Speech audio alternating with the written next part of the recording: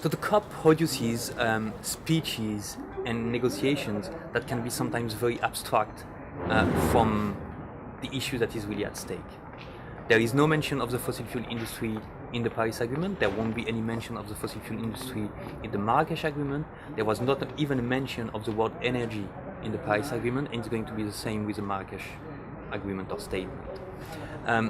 But at the same time, it's still important to be at the COP to kind of probably take a step aside from the negotiations, but to use them as a leverage to really turn our back at the fossil fuel industry. And what we can do within the negotiation is to use them to send a clear signal that the fossil fuel industry belongs to the past and that it has no future. And I think that in that perspective, delivering the letter is both a way to put some more pressure on states, but it's also a way to tell the fossil fuel industry that we are now millions and millions of people officially demanding a freeze on new fossil fuel development projects. And it comes with a clear consequence, which is that we can now move from the recognition of a climate state of emergency to the recognition of a climate state of necessity.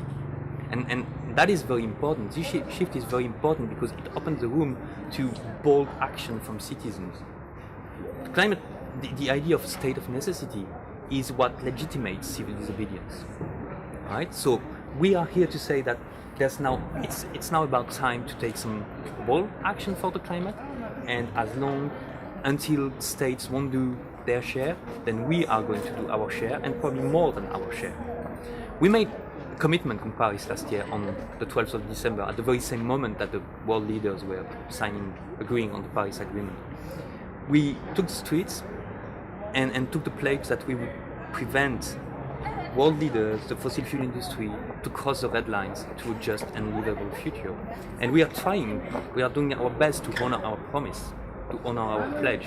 And we also want states to be held accountable for their own pledges and to hold their own pledges. So this is what we try to do from within the negotiation and outside the negotiation.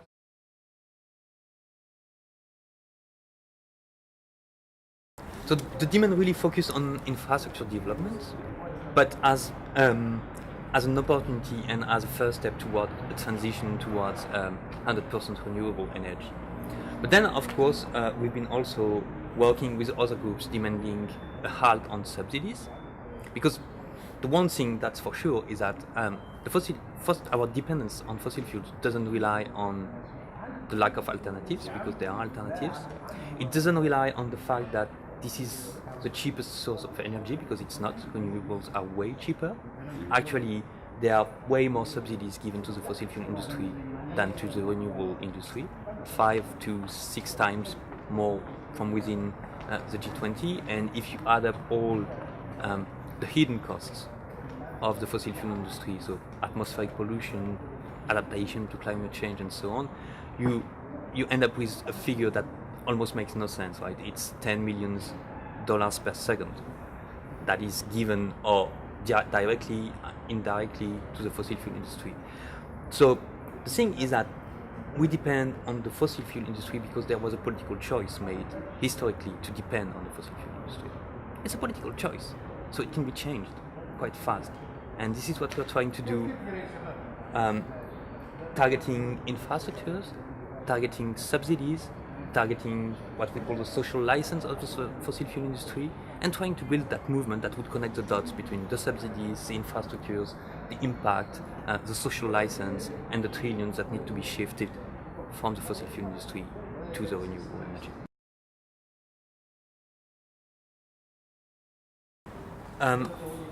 I think for everyone here in Marrakesh, especially for people who come from a movement's perspective, last week was quite a shock with Trump's election. Soon enough, I think, through discussions, talks about strategies, how to face this new context, the movement has proven to be quite resilient. And that's very important because over the last years, the climate movement was starting to grow and to win. Right? Divestment campaign was really on a huge momentum and on the rise. There was a People's Climate March which proved that we can really put numbers on the streets for the climate.